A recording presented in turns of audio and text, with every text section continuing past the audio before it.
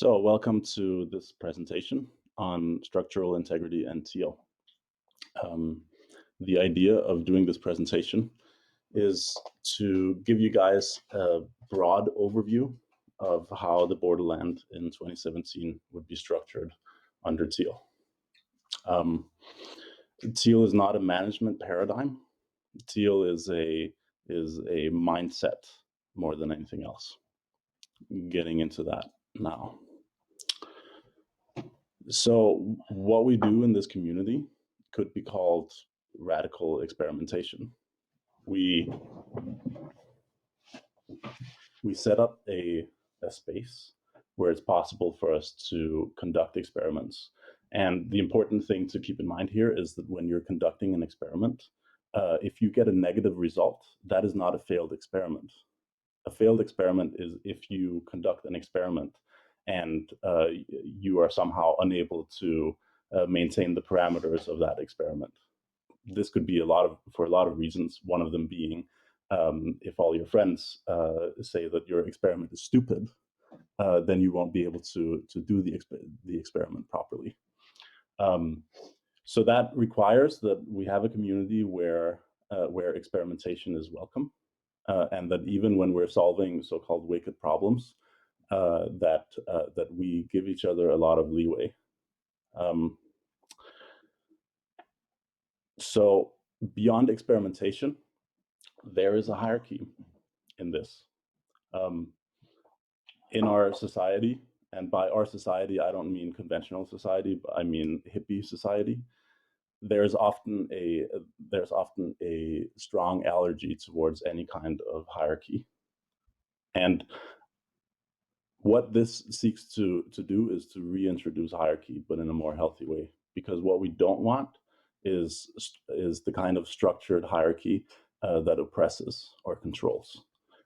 It's the kind of hierarchy where your position is based on status, or your position is based on your position elsewhere, and all these things. That's where the patriarchy comes from. That's where the principles of organizing a military unit comes from. And that's not what we want. What we want is fluid hierarchy where power basically flows to those who need it the most. Because if it doesn't flow, if there is no power structure, then things become very, very difficult to do.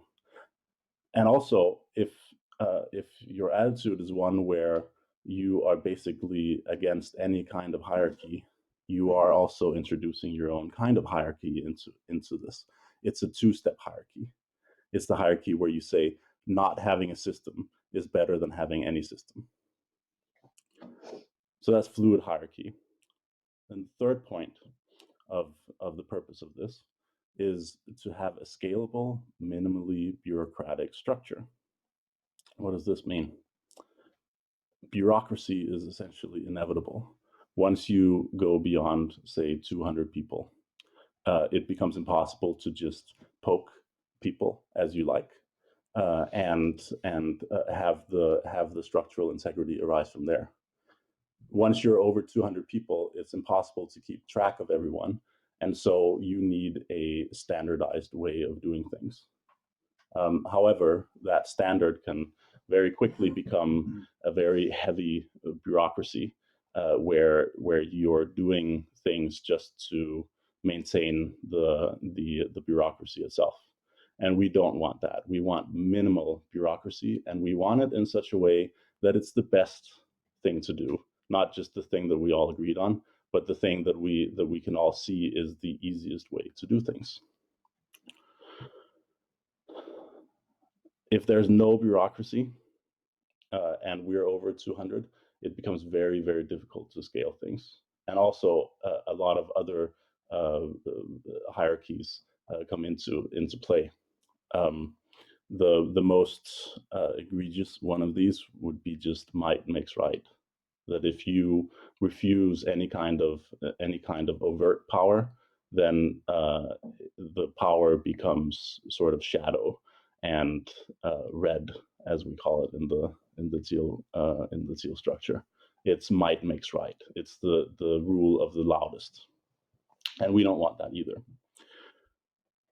Fourth, this is an evolutionary process, which just means that it iterates on what has gone before. So what we will do will be based on what has gone before and what we have the most experience with, and then improved from there.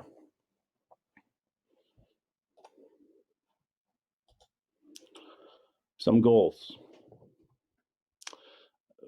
What we want to outline here is that we want a Teal transition team. These are facilitators, and I'll get into what they will be doing in a moment. What we also want to do is just articulate a first iteration of this system, so that we have something to work with. This presentation is itself just a draft, so you could call this an experiment, and we're very open to hearing what needs aren't being addressed here. This is a plan to decentralize functions. It's basically a plan that will lead us to a point where the Borderland runs in a way that is not structured so that the board is on top, but that whoever owns a process is on top of their own little world. It also outlines the advice process for key roles to use as the template.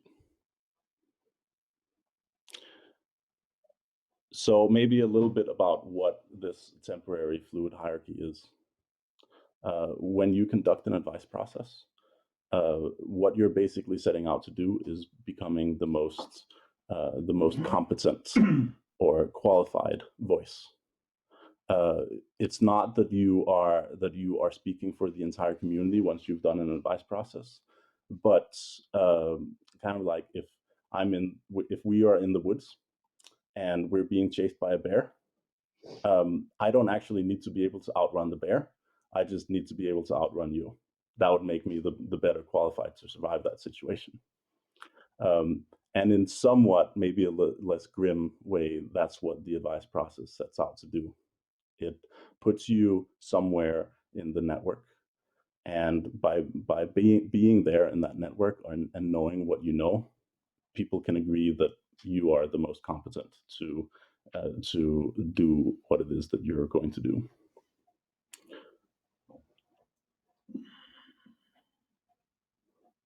Yeah, and so by this presentation, I intend to outline a plan for how to do this.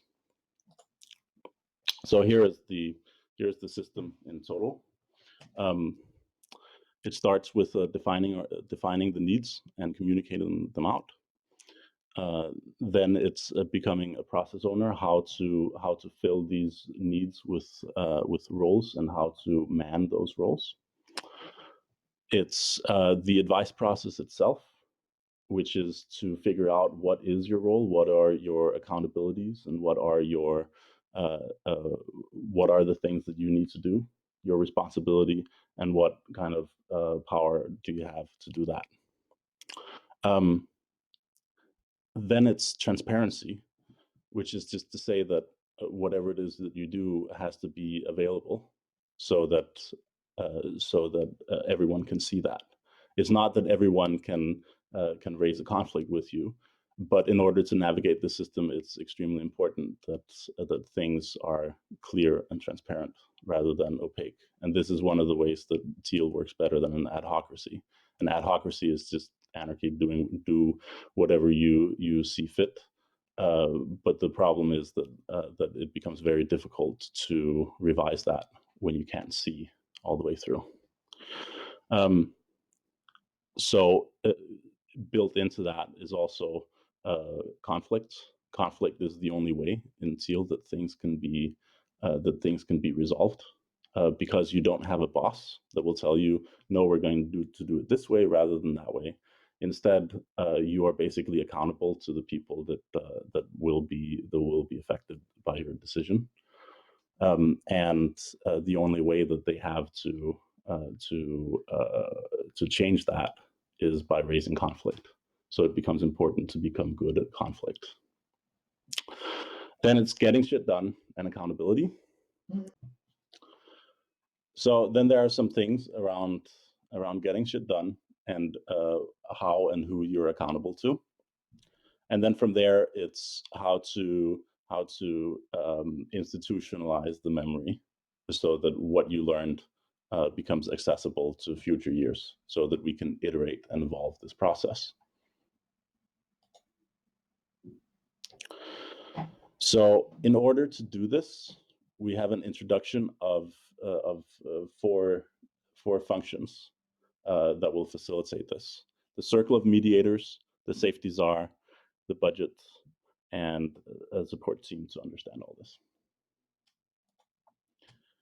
So the support team, this is basically a group of facilitators that will prototype what we call the reality guides.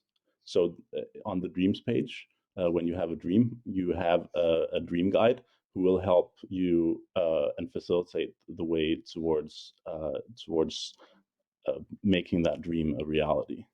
The reality guide, on the converse, may be working in the other direction, which is that we take what we already know as reality, and then we push that towards making it your dream come true.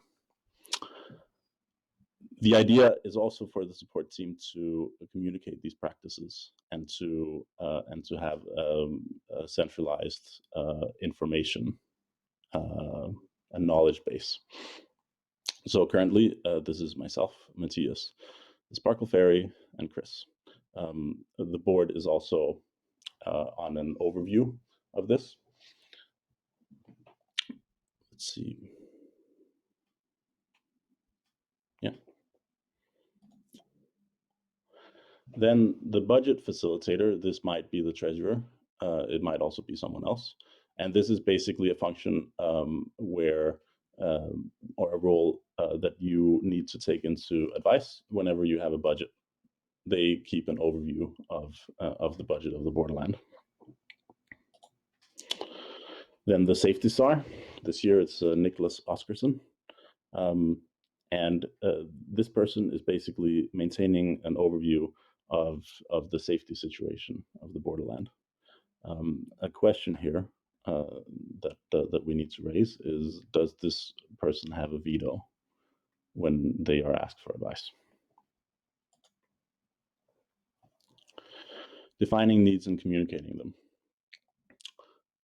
The purpose here, or the goal, is that to create a shared understanding of needs.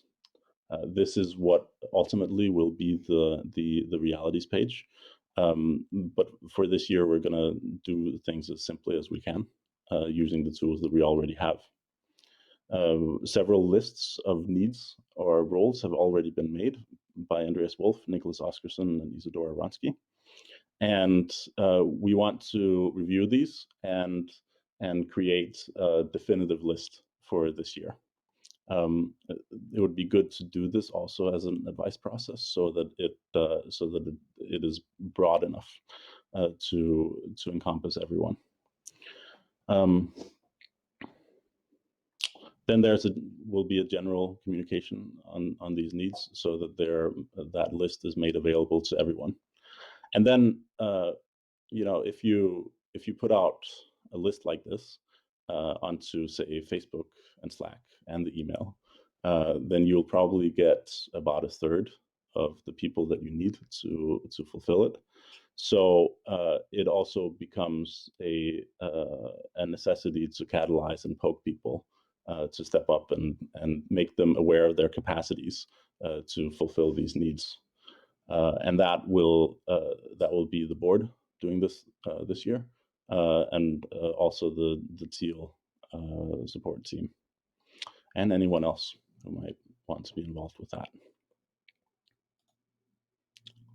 So once you have a person that you're poking at, you enter them into a spreadsheet, or they put themselves into the spreadsheet. And in catching this, you also have someone to initialize the process with them. That could be a Teal support member, but it may be better to have a board member, so that you have kind of a first contact in case this person is radically incompetent to do this role, in which case that person could say, maybe we need to find someone else. Sometimes that becomes a necessity, and this is one of the ways that the board can keep an overview, at least for the time being, until the system is more mature.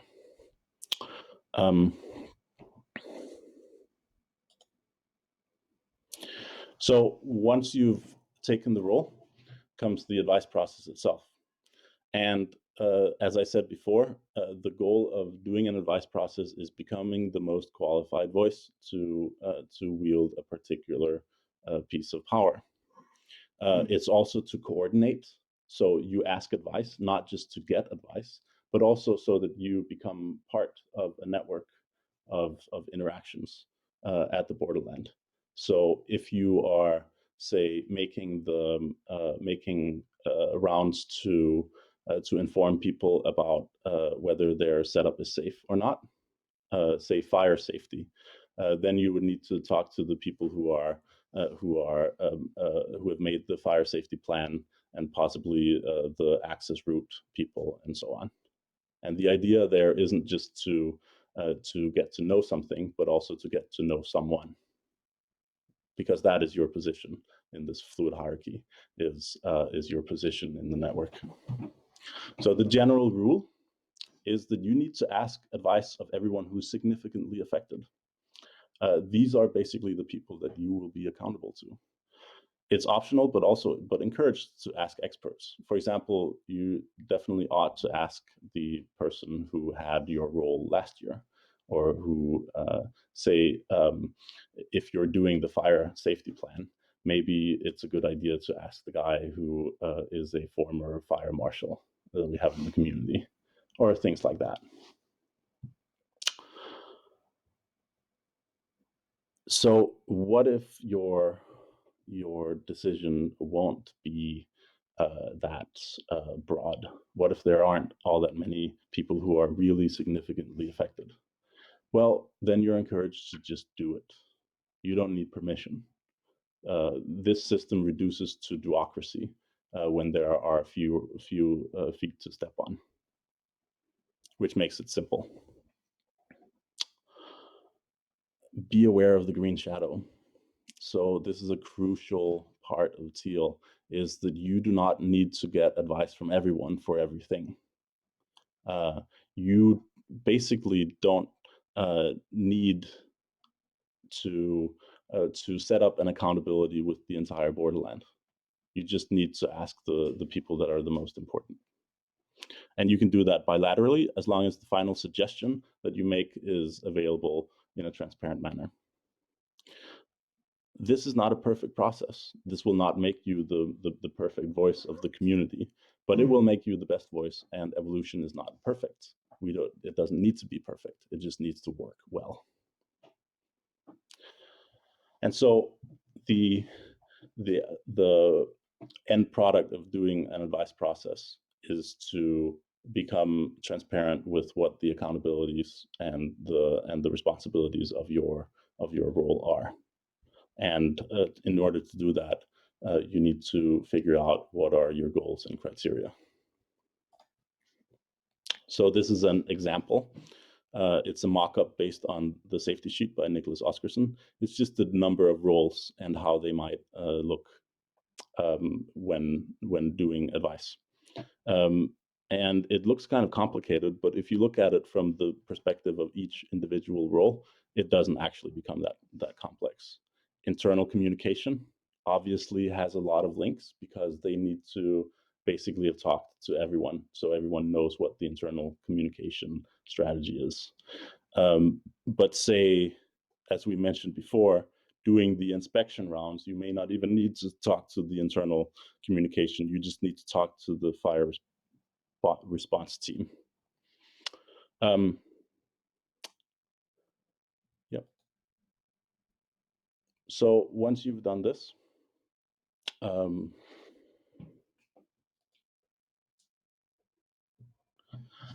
conflict resolution. Yes, this is really, really important. As mentioned before, conflict resolution is the only way that we can make proper changes in this. since there's no great boss to say we can do it one way or another. So you will often find yourself in a conflict with someone, and in order to do that properly, there are basically escalation steps. First escalation step is it really necessary to have a conflict around that? Can you consent to something around the other person's view that you can both agree on and resolve it right there? Even maybe it's not serious enough that you can just flip a coin. That would be great. If that doesn't work, you need to try to reframe it. You need to do what you can to resolve the conflict on your own. And if that doesn't work, then get a mediator. Mediators are great. We will do our best to have mediators who love doing this kind of work to help you resolve the conflict. If that doesn't work, then you get to pick a tribunal. And the tribunal of arbiters of doom are a function where you pick someone that you trust and your opponent picks someone that they trust, and then those two people pick a third person that they trust, and that's basically a panel of judges who will make a decision. If that doesn't work, you call in the board.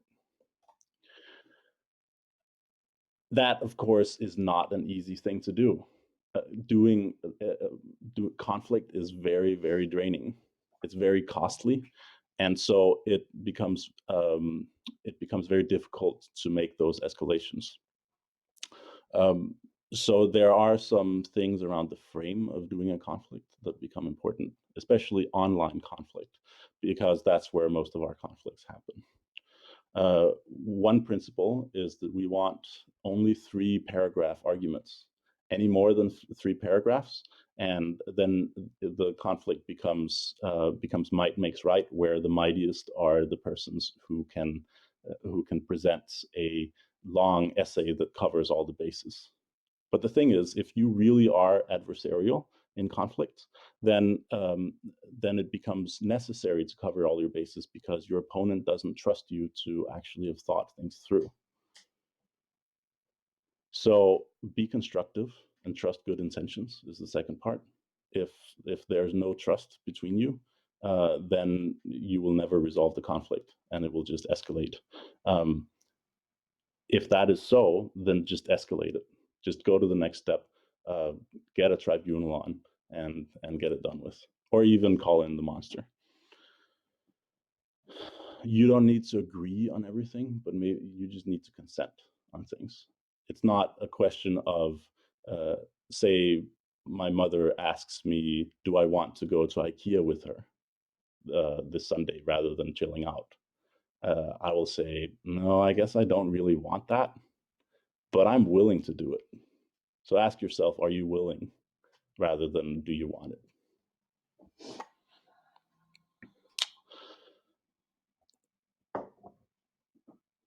A suggestion would be that since tribunals are so bureaucratic and awful, maybe Kafkaland should be doing them. Maybe we could have funny hats and we could have like a court and wigs and stuff like that. I think that's a great idea. The important thing in having the circle of mediators, as they're called, or whatever else we call them, is that there's someone that you can go to, so that you don't have to arrange all of this stuff yourself. And here comes a really, really important point. You are not obliged to resolve conflicts with people who are not stakeholders. If it's just someone stepping up and saying that they have a strong opinion against what you're doing, but that they're not actually part of the stakeholders, then you don't have to resolve the conflict with them. They don't get a say. They can be part of the organization in a way that's connected to you, or they can butt the fuck out.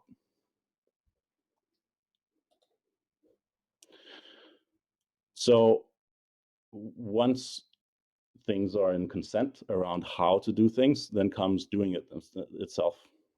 And maybe something happens that has you not be able to do that. Then there should be a clear line of communication to someone that you can say, I can't do this, so that it can be reassigned.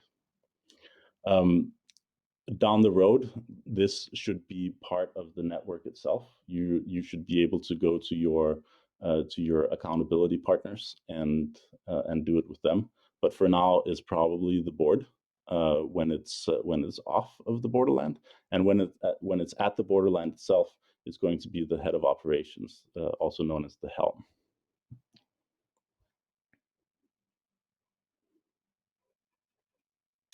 Also, a part of transparency is that anyone that you ask for advice can come and ask you how it's going with your process. So once you've done your stuff, you will have 2 weeks to be part of the postmortem, so that we can solidify the knowledge that's gained from this and put it into the postmortem for next year. That will be the process owner's responsibility to be part of, but then the handover from this year to next year will be the responsibility of the old and new chair of the board. And that concludes this presentation.